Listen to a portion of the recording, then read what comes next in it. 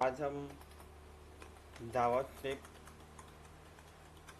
Variable के बारे में सीखेंगे। ठीक है, जावास्क्रिप्ट वेरिएबल क्या होते हैं। जावास्क्रिप्ट वेरिएबल,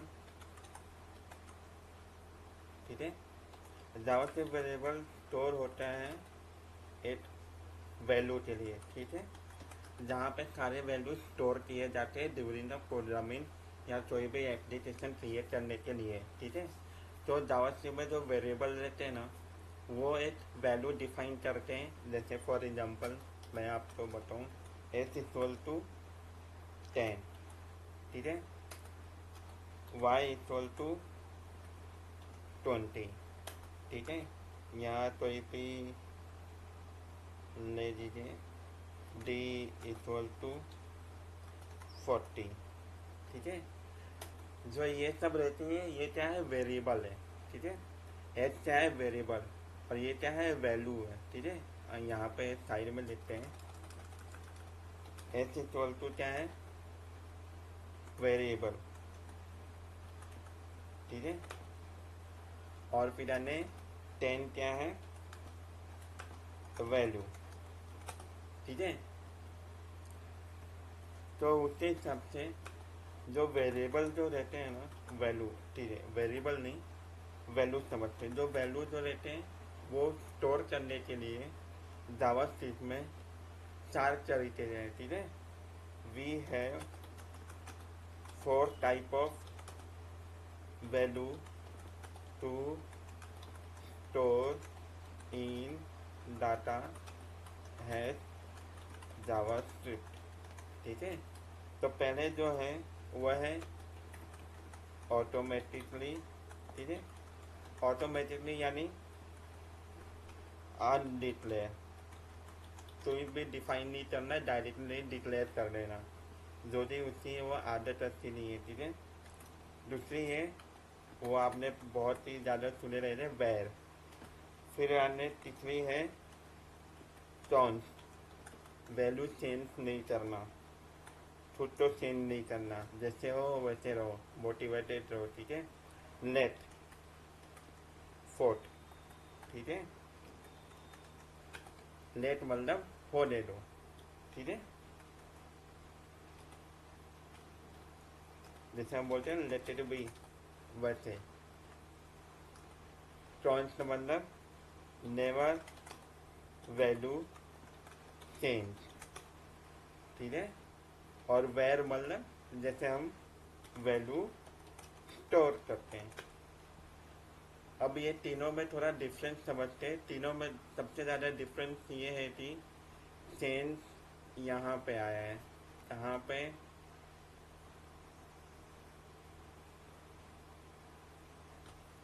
चेंज आया है हमारा यहाँ वेरिएबल। तो वेरिएबल जो रहते थे ये ओल्ड ब्राउजर में बोलते हैं यूज होता था। ठीक है, जो पुराने वर्जन रहते हैं, ओल्ड वर्जन। ठीक है, ओल्ड वर्जन बिफोर दी 2000, तभी बोलते थे 2015 में। ठीक है, 2015 से पहले। ठीक है, वहाँ पे पुराने वर्जन में क्या यूज़ किया जाता था वह। ठीक है, तो इसको हम यहाँ पे नहीं, यहाँ पे थोड़ा गड़बड़ हो गया, नीचे लिख देते हैं।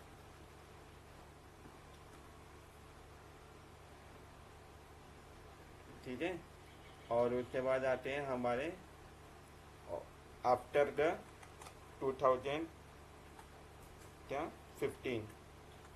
ठीक है, 2015 के बाद से क्या यूज होने लगा, टॉन और लेट। ठीक है, तो ये सारे नए नए ब्राउजर, यानी ब्राउजर तो वही है, सब नए थोड़े अपडेट होने लगे, ब्राउजर अलग अलग ब्राउजर आने लगे। ठीक है, तो अलग अलग ब्राउजर के हिसाब से तो अलग अलग वर्जन और अपडेट भी आने लगे।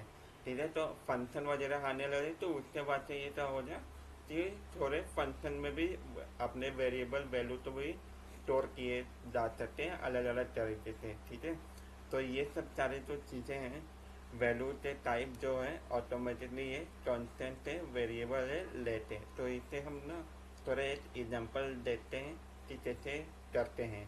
ठीक है, तो अभी इसके लिए चलते हैं हमारे टेक्स्ट एडिटर में बोल देते हैं। टेक्स्ट एडिटर हम कोई भी यूज कर सकते हैं। तो चलते हैं हमारे सबलाइन टेक्स्ट एडिटर में, ठीक है। तो टेक्स्ट एडिटर हम सबलाइन यूज कर रहे थे अभी के लिए। तो ये अभी जस्ट एग्जाम्पल आपको समझाना है, और फिर आने जैसे जैसे हम कोई भी चीज़ एप्लीकेशन वगैरह बनाएंगे तो एकदम हद एडिटर यूज कर रहे थे। तो सबसे पहले यहाँ पे मैंने एक फाइल बनाई है, ठीक है। कोई भी प्रोग्रामिंग लिखने के लिए एक आपको फाइल बनानी पड़ती है, जिससे जो जहाँ से ब्राउज़र का अपना आउटपुट शो कर सके, ठीक है। तो यहाँ पे इसको कोई काम के लिए यहाँ पे हम इसको हटा देते हैं। तो यहाँ पे मैंने जावास्क्रिप्ट वेरिएबल स्टोर करके एक .html का फाइल बना लिया है। तो हम इनलाइन वाला हर चीज़ यूज़ कर रहे थे, नेक्स्ट फाइल हम कुछ क्रिएट नहीं कर रहे थे, ठीक है। तो यहाँ पे सबसे पहले हम क्या लेते थे, हमेशा HTML फाइल को क्रिएट करने के लिए HTML यहाँ पे, और ऑटोमेटिकली यहाँ पे आ जाए जावास्क्रिप्ट टाइटल दे देते हैं वेरिएबल, ठीक है। अब यहाँ पे चलते हैं, हम आगे लिखते हैं हमारा H1, ठीक है, एक टाइटल समझाने के लिए।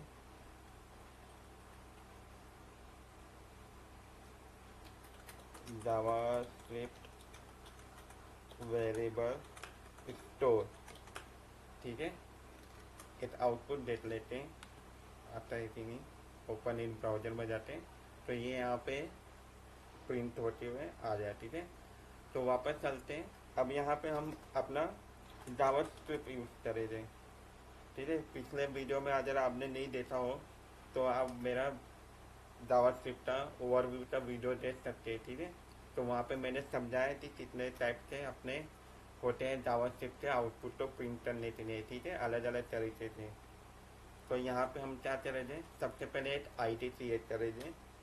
जो आईडी हम क्रिएट करेंगे वो यूज हो जाए यहाँ पे, क्या लेट कोई भी ले लेते हैं हम, ठीक है, एक पैराग्राफ ले लेते हैं, और यहाँ पे हम आईडी बनाते हैं इक्वल टू, जैसे अच्छा होते। तो हम यहाँ पे विदाउट क्या करते हैं, बिना आईडी के हम प्रिंट करते हैं। आप तो पहले एकदम इजी वे में समझाते, ठीक है। तो अनडिक्लेयर वाले 20, ठीक है, और यहाँ पे y, ठीक है, यहाँ पे 30, ठीक है। ज़्यादा कॉम्प्लिकेटेड नहीं बनाएंगे, डायरेक्ट एकदम सिंपल में। z इक्वल टू, अब s प्लस वाई है, ठीक है, s प्लस वाई, तो यहाँ पे y, ठीक है। तो बताओ यहाँ पे अपना आउटपुट क्या होगा, क्या लगता है। s इक्वल टू 20 है, y इक्वल टू 30 है, z equal to s plus y है, ठीक है। तो आंसर अपना क्या आना चाहिए, 50, ठीक है। इतना सोचने की ज़रूरत नहीं है। ओपन ब्राउज़र में चलते हैं, रिफ्रेश मारते हैं, ठीक है। तो यहाँ पे हमारा आउटपुट नहीं आ रहा है, तो टेंशन बजाते हैं, देखते हैं। ओके,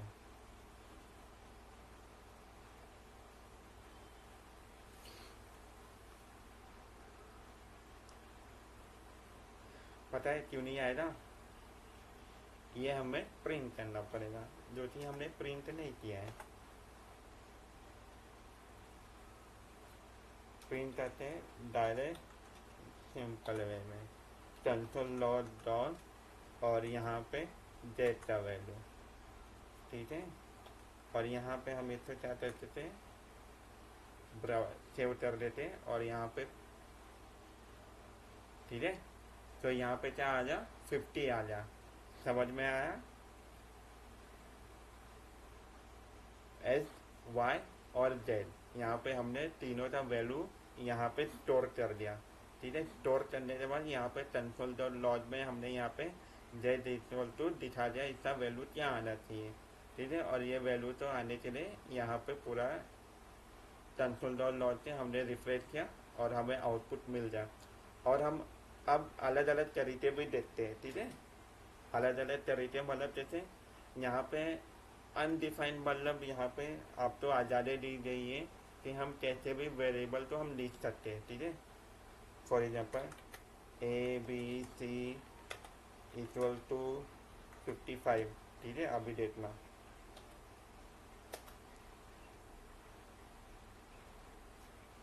BCDE, तो हम यहाँ पे कुछ भी लिख सकते हैं। तो यहाँ पे 64 लिख देते हैं और यहाँ पे हम प्रिंट करवाते हैं BCDEF, ठीक है। और यहाँ पे हम प्रिंट करवा देते हैं ABCD, प्रिंट नहीं, हम इसको मल्टीप्लाई करवा देते हैं BCDED, ठीक है। मल्टीप्लाई करवाए और फिर आने इसके बाद हम क्या करेंगे, कंसोल डॉट लॉग में जाते हैं, इसको हम क्या करेंगे, प्रिंट, ठीक है। BCDEF, ठीक है। इसको हमने प्रिंट करवा दिया कंसोल डॉट लॉग से, ठीक है।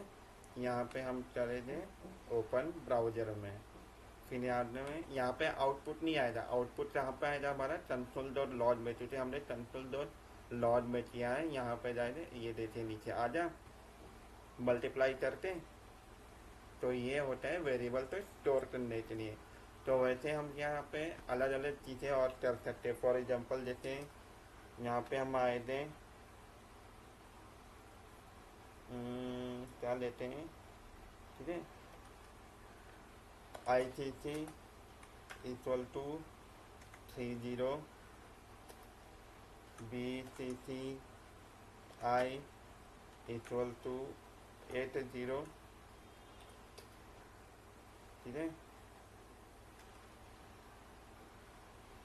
और वैल्यू निकालना है किसका, विन का, ठीक है, विन। तो यहाँ पे ICC प्लस BCCI, इस पर ध्यान मत दीजिए, मैं तो आपको और दिखाने की कोशिश करूँ कि अलग अलग कैसे प्रिंट हम कर सकते हैं, ठीक है। तो 800 प्लस 300 क्या आएगा, 8, 9, 10, 11, ठीक है। और यहाँ पे हम करते हैं अलर्ट, ठीक है। अब देखना मैजिक विन, ठीक है। और यहाँ पे अब एक जादू हो जा, ठीक है। प्रिंट करते हैं इसको हम, और यहाँ पे ब्राउजर में हम चलते हैं और रिफ्रेश मारते हैं, ठीक है। मैजिक देखते हैं, यहाँ पे आ गया आउटपुट। हमारा आउटपुट कैसे आया, क्योंकि हमने क्या किया, अलर्ट का इस्तेमाल किया, ALERT, अलर्ट, ठीक है। अलर्ट रहना, ठीक है। कोई भी मैसेज आते हैं, नोटिफिकेशन आते हैं ना, रिमाइंडर के लिए अलर्ट मैसेज देते हैं। तो वैसे हम यहाँ पे भी आउटपुट हम स्टोर कर सकते हैं, ठीक है। तो हमने ये जान लिया कि ज़रूरी नहीं है कि वेरिएबल हम कैसे भी स्टोर कर सकते हैं, ठीक है। कि मतलब एक ही वैल्यू पे कर सकते हैं, हम अलग अलग चीज़ पे भी डिफाइन कर सकते हैं। लेकिन ये जो हमने वेरिएबल स्टोर किया ना, ये अनडिक्लेयर है, हमने कोई वैल्यू डिक्लेयर नहीं की ना, बस खाली अनडिक्लेयर वैल्यू करके बस खाली S डाल दिया, Y डाल दिया, ABCD BD CED जो भी मन में आया वो हमने डाल दिया, ठीक है। अब हम वेरिएबल तो स्टोर करे थे, तो उसके लिए हम मालूम है क्या करे थे, वेर, ठीक है, D equal to 22, where B equal to 23, ठीक है। और फिर आने where C equal to 22 plus 23, ठीक है। अब इसको हम कंसोल में प्रिंट करवाए दें, कंसोल डॉट लॉग, और यहाँ पे प्रिंट क्या हो जाए, C,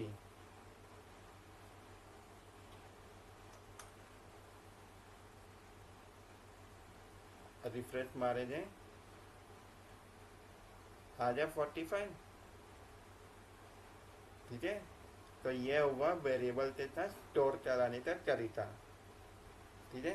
तो वैसे हम दो चीज़ और देते थे, ठीक है, क्या देते, वैल्यू चेंज नहीं होना और लेट होने देना, ठीक है। जैसे कॉन्स्ट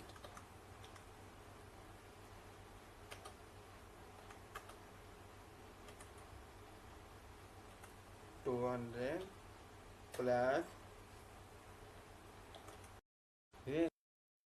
220 और कॉन्स्ट 235, ठीक है, ये हो जाए। फिर यहाँ पे हम कॉन्स्ट लिखे थे, ठीक है, कॉन्स्ट। अच्छा, हम कुछ वैल्यू नहीं लिख लेते रहे और आप लोग कुछ बोल भी नहीं रहे हो, ठीक है, आप लोग ध्यान देना चाहिए। तो यहाँ पे हम कॉन्स्ट लिखे थे, कॉन्स्ट के बाद यहाँ पे जी, ठीक है, एस और यहाँ पे एफ, ठीक है। तो यहाँ पे हम क्या कह रहे थे, कॉन्स्ट वैल्यू चेंज नहीं करना, जी जो जैसा है वैसे वैल्यू डालना है हमें, ठीक है। और फिर आने एच, ठीक है। और अब हमें आना है कंसोल में प्रिंट करने के लिए।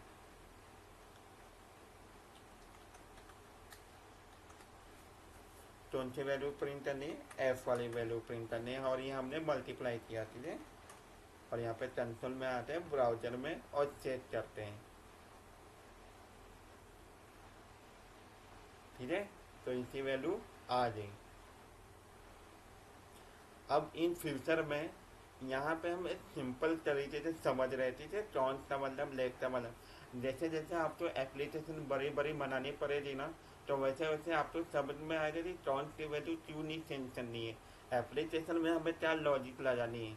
तो ऐसे चीज़ें एप्लीकेशन में रहेगी थी, वो वैल्यू चेंज नहीं करनी है। अगर जैसे कैलकुलेशन वाली रही, कोई प्रिंट वाली रही, जैसे कोई ऑर्डर वाली करनी रही, अगर वो कैलकुलेशन जो वैल्यू है, अगर वो किसका प्राइस जो है, बर्गर का प्राइस 300 है, तो आपके यहाँ पे एप्लीकेशन में वो 300, तो वो वैल्यू चेंज नहीं होनी चाहिए, ठीक है। ऑफर के बाद भी, ऑफर से पहले भी अगर आप वही प्राइस कर दे, तो यहाँ पे वो लॉजिक इस्तेमाल आती है, ठीक है। ट्रांसफर मतलब क्या होता है कि वैल्यू चेंज नहीं करना, ठीक है।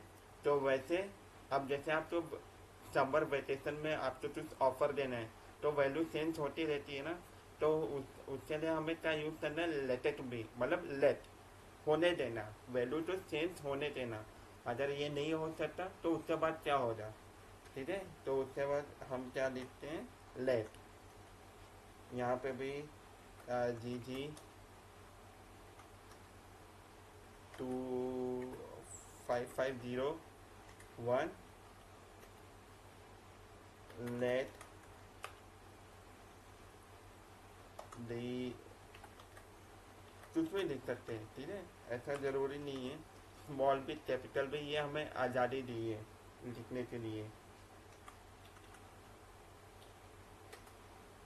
ठीक है।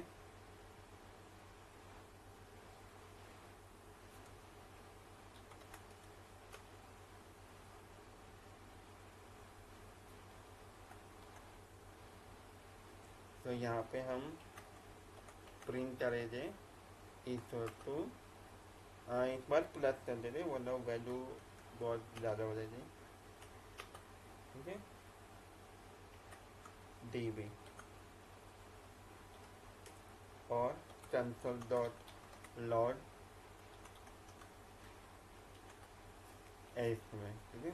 तो यहाँ पे हम प्रिंट करेंगे सी में, ठीक।